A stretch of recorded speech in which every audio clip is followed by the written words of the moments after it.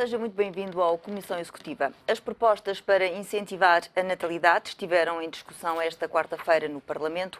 Todos os partidos políticos reconhecem a urgência de contrariar a quebra da natalidade em Portugal, mas divergem quanto às medidas que são necessárias para atingir o objetivo. A proposta da meia jornada para os funcionários públicos com filhos ou netos até aos 12 anos, proposta pela maioria PSD-CDS, foi uma das medidas mais criticadas pelos partidos da oposição.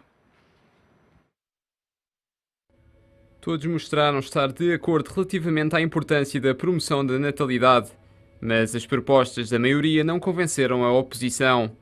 Luís Montenegro começou por pedir convergência na discussão desta matéria e até destacou o contributo positivo de todos os partidos. Anunciou que a maioria vai deixar que todos os projetos de resolução passem diretamente para as comissões e apelou para que a partidarice fosse colocada de lado.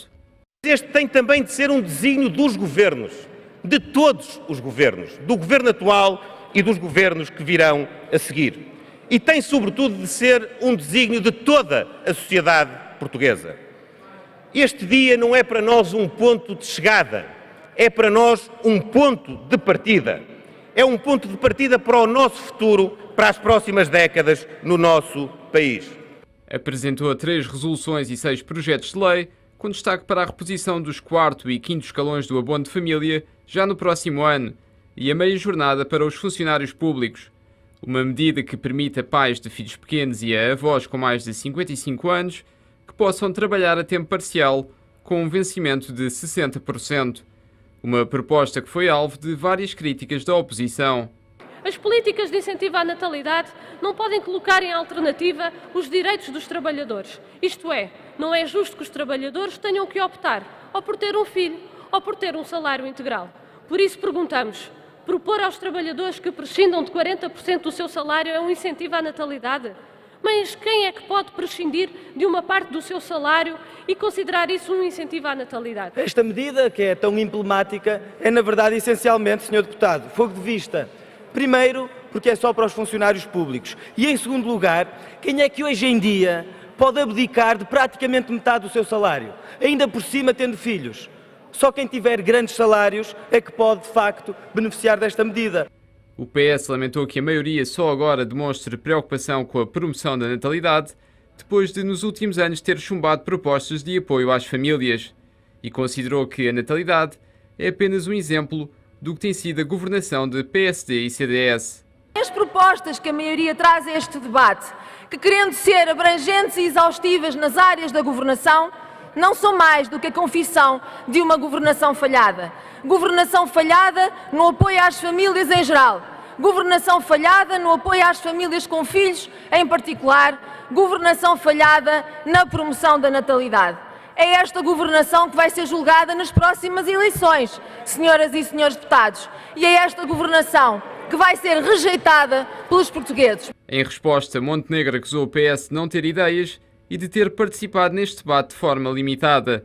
Mas o governo também não se livrou das críticas dos verdes. Tudo isto nos obriga a ligar a taxa de natalidade, cá está, às condições de subsistência e à política de rendimentos. Ora, como o Governo não tem feito outra coisa que não retirar rendimentos às famílias, conclui-se que tem promovido uma política anti-natalidade. E eu julgo que isto também tem que ficar extraordinariamente claro. As votações dos 38 projetos de lei e de resolução que foram apresentados vão ser votados na sexta-feira. Os incentivos à natalidade estão hoje em debate no Comissão Executiva, que conta com a presença de Manuel Agria, economista, e Samuel Fernandes de Almeida, fiscalista. Sejam muito bem-vindos. Manuel Agria, que avaliação faz de algumas destas propostas apresentadas pelos partidos políticos? Bom dia, Carla. Bom dia a todos. Bem, eu gostava de começar por fazer aqui um pequeno enquadramento da questão, porque me parece que temos que traçar o quadro de referência para depois podermos analisar algumas propostas. E não há dúvida que todos estes últimos contributos que têm vindo a público sobre a questão da natalidade colocaram o problema realmente num nível que não pode deixar de preocupar as pessoas e ser adiado. Realmente até o próprio governo, como vimos na peça, considera-o como uma causa nacional. Se nós formos ver realmente, neste momento, a taxa de fecundidade da mulher portuguesa é de 1,21 filhos, quando aquilo que se computa como necessário seria de 2,1 para manter a substituição de gerações e até a sustentabilidade da segurança social. A taxa de natalidade reduziu-se a 1/3 do valor de 1960. Em 1960, a taxa de natalidade era de 24,1 por mil de nascimentos e agora está em 7,9. O que significa que, de acordo com os elementos que o INE publicou há tempos, em 2060 Portugal terá apenas 8,6 milhões de habitantes. É uma das taxas mais baixas da Europa. Da Europa, está na cauda da Europa.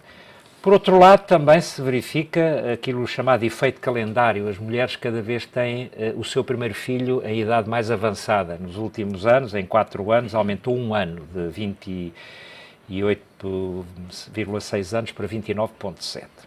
Bem, isto daqui se pode retirar uma consequência, é que não há economia que resista. Se nós formos muito pragmáticos nestas questões e tirarmos aqui um pouco o lado sentimental ou de valores, o que é facto é que na teoria do desenvolvimento ou do crescimento económico o fator trabalho é um fator fundamental e, portanto, todas as medidas que possam potenciar o crescimento económico e que são medidas conjunturais ou mesmo de médio prazo serão completamente destruídas por um cenário destes, não é? Mas essa é a parte fácil, Manuel Alegria, fazer o diagnóstico, porque todos estão de acordo que é um problema e que Portugal enfrenta este problema.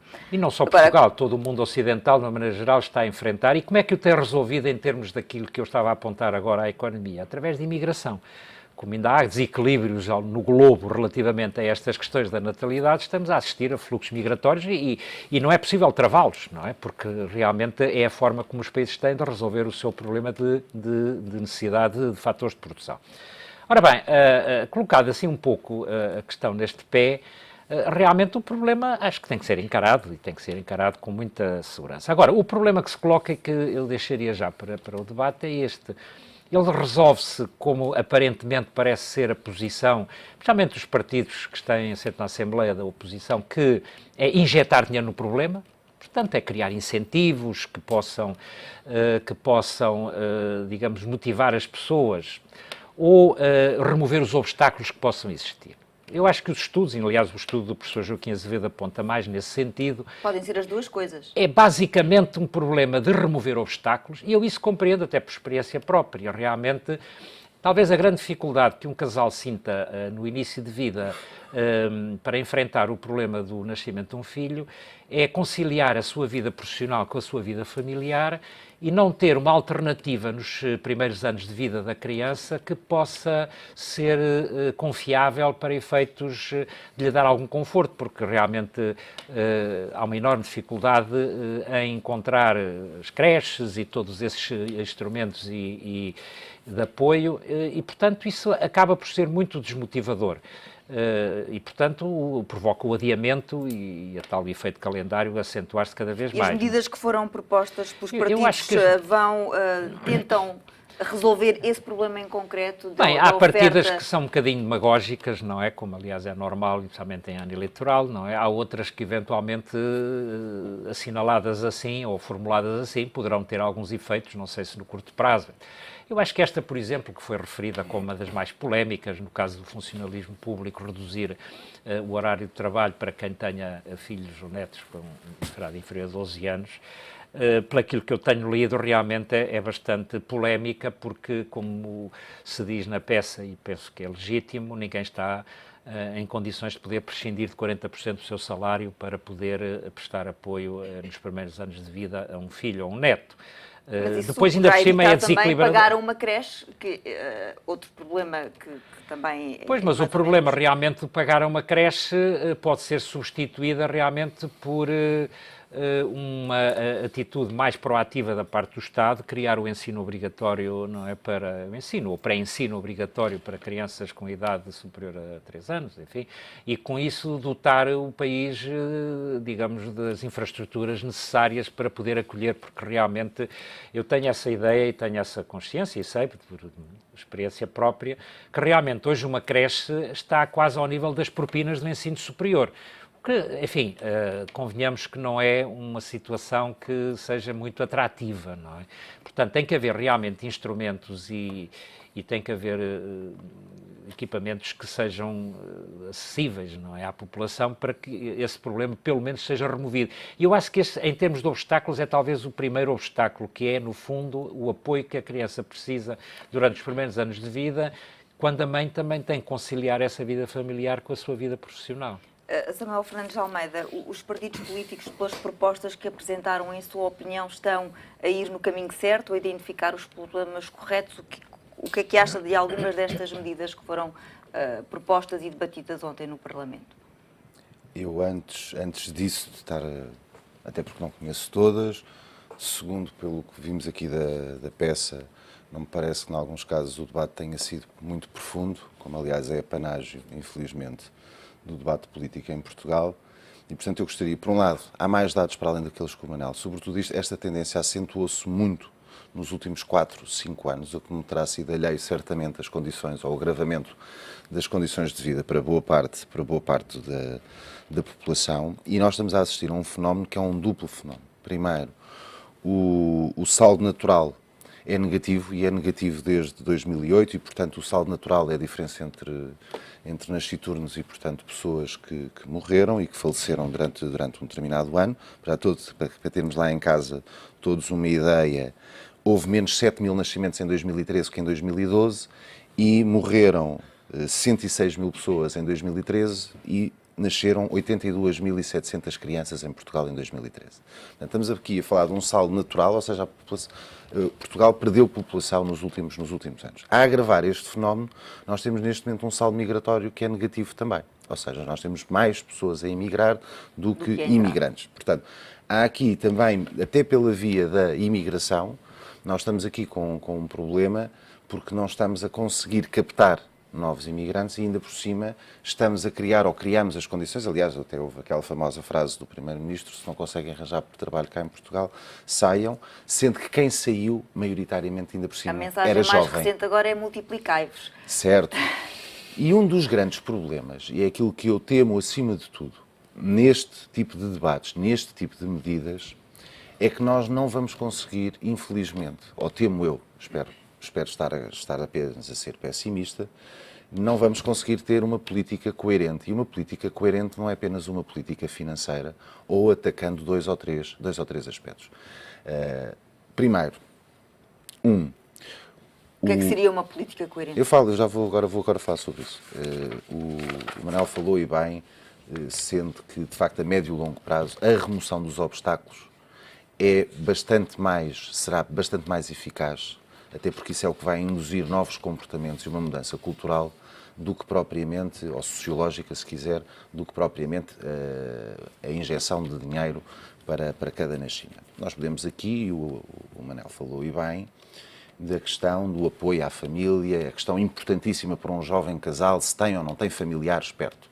Ora, como é que isso será possível num país que está em acentuada desertificação, com desaparecimento de serviços públicos relativamente a um conjunto do interior? Como é que no interior há alguém... Bem, sei que a vida no interior também é diferente, quer pelos horários, quer pelo tipo de vida que existe, e, portanto, há mais possibilidades, mas uma vida urbana em que um conjunto significativo de serviços públicos desaparece e em que as pessoas, os jovens, tendencialmente são chamados a deslocar-se para os grandes centros urbanos, como é que se coaduna uma coisa com outra?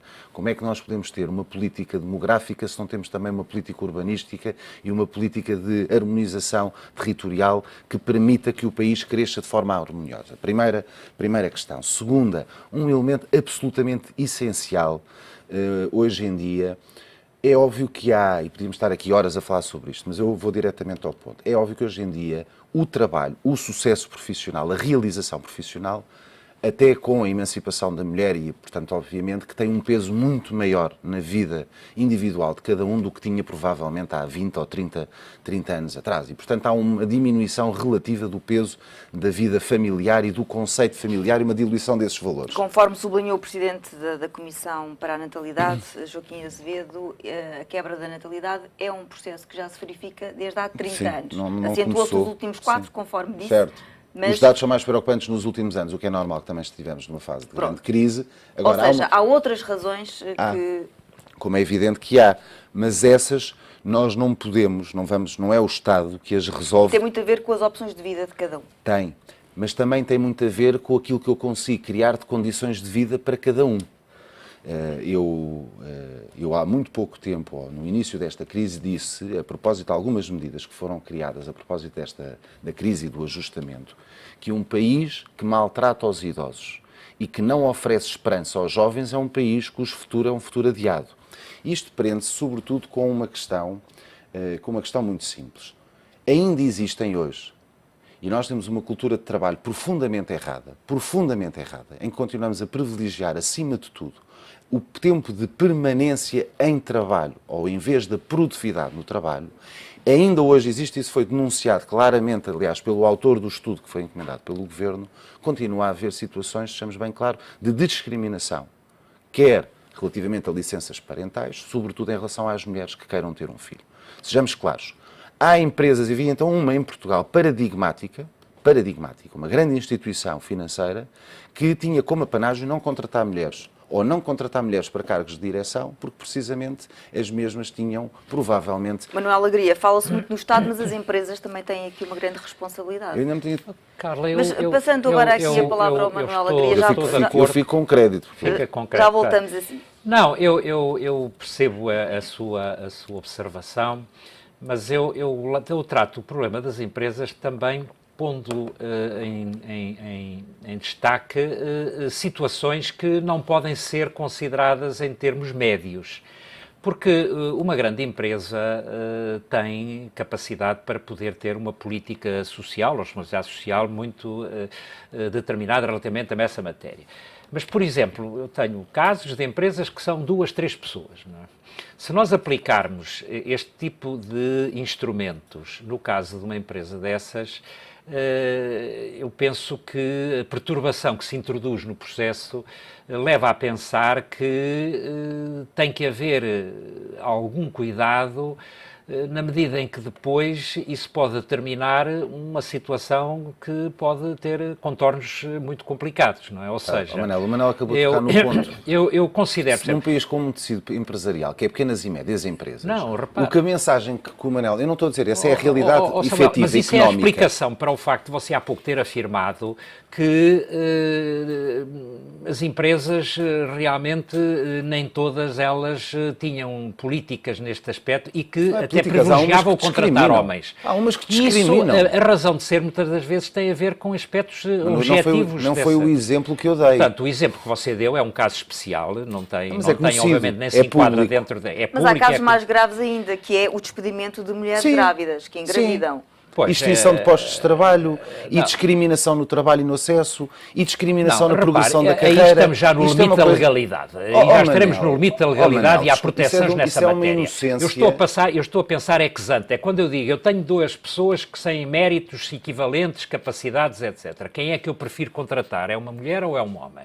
No caso da mulher, eu tenho que saber ou contar que pode haver problemas... Desculpe, você anda desligado por completo daquilo que é a realidade. Não é um problema de legalidade. Nós temos este problema efetivo na contratação de pessoas, nos salários que são pagos, 2, o Manel sabe tão bem quanto eu que uma mulher, em média em Portugal, recebe menos pelo mesmo trabalho que é prestado do que um homem. Isto é uma situação lamentável. Sim, mas isso não tem justificação e presumo que justificação não tem nenhuma, estamos os dois de acordo. A tendência será para atenuar esse fator, até porque mas a questão não é atenuar. Quando nós passamos a mensagem e dizemos... Samuel, você sabe isso tão bem como eu, vá ver qual é que é a percentagem de mulheres nos cursos superiores neste momento, em quase todos eles é superior à dos homens. Portanto, essa mudança, digamos, de género vai-se traduzir. Daqui a alguns anos anos vai se traduzir no mercado de mas trabalho. Você hoje tem vai haver mais escritórios de mulheres do que advogados, homens. não sei no caso do seu, que tem mais mulheres do que homens já.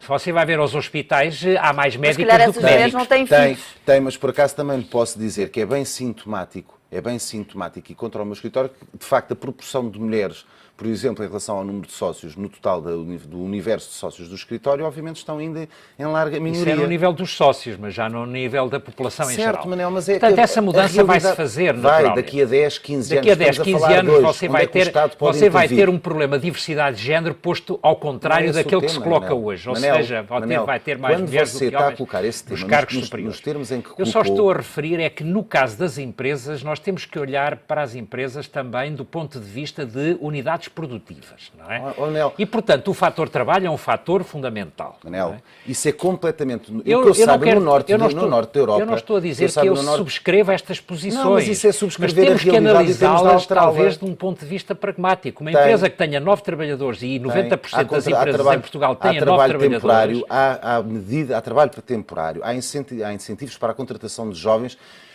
Manel, desculpa lá, nós não podemos empresa colocar... pequena, você sabe que o trabalho temporário é quase Manel, o dobro do preço da Manel, unidade por pois unidade. Agora, o que nós não podemos querer, a minha avó sempre me ensinou uma coisa, que é, nós não podemos querer ter o leite e querer a manteiga do mesmo lado. Não é possível, não funciona. E nós não podemos Chuva dizer... na era e sol no nabaldo. É outra forma de dizer a mesma coisa. Nós não podemos querer e passar uma mensagem e dizer assim: há um déficit do ponto de vista da vida social, dos valores, etc. A sociedade mudou, transformou, a vida familiar já não tem o peso que tinha. Hoje estamos muito mais numa lógica materialista e de conforto financeiro do que nos estarmos dispostos a sacrificar.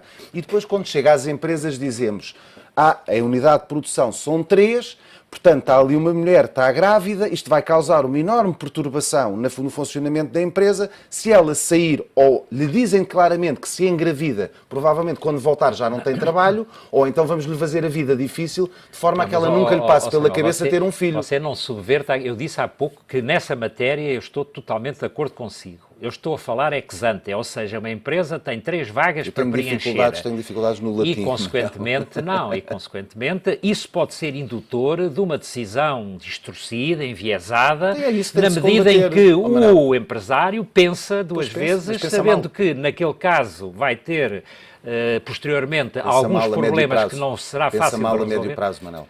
Eu estou a dizer que mas não é isso, e práticas como essas que desincentivam precisamente a natalidade e que estão na base das mulheres não terem filhos ou terem filhos cada vez mais tarde? Bem, essa questão é uma questão que, respondida assim, frio, eu podia lhe dizer que sim, não é?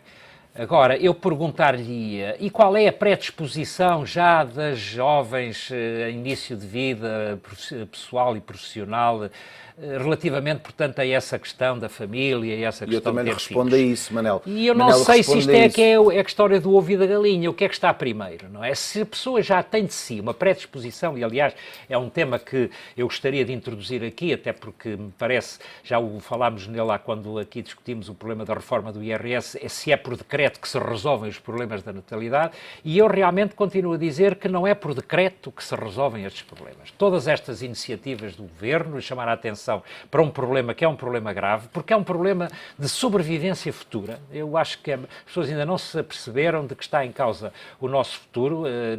No ano 2000, na década de 20, provavelmente a Segurança Social entrará em déficit crónico, o Estado Social vai ter que se repensar. Todas essas questões têm origem nestes problemas. Agora, eu pergunto e volto a perguntar, realmente é por decreto que vamos resolver? Eu de um estudo que tive a oportunidade de ler, de um psiquiatra, Dr. Pedro Afonso, ele levanta esta questão e há questões realmente que, o modo atual, uma afirmação que ele faz, o modelo atual de felicidade, os filhos não fazem parte. Eu não sei se esta afirmação, que eu coloco aqui com todas as reservas, corresponde realmente à realidade. Outra questão que ele formula, permita-me só que o diga, a sociedade hoje não compreende a renúncia e tem aversão ao compromisso. Eu conheço os meus filhos, eu vejo realmente que eles têm uma aversão enorme ao compromisso. E até, inclusivamente, é uma questão que às vezes me faz uma certa confusão, é prometerem e depois, com a maior das facilidades, não cumprem, não é? Porque há uma volatilidade nestas questões. Ora bem, e portanto isto pode ter aqui uma questão de valores e de mudança de parâmetros e de paradigmas de vida, que eu não sei se não estará ex ante a qualquer tipo de discussão ou de análise ou de terapêutica que nós queremos impor. Não é? Fazemos agora um curto intervalo nesta Comissão Executiva. Voltamos já a seguir. Até já.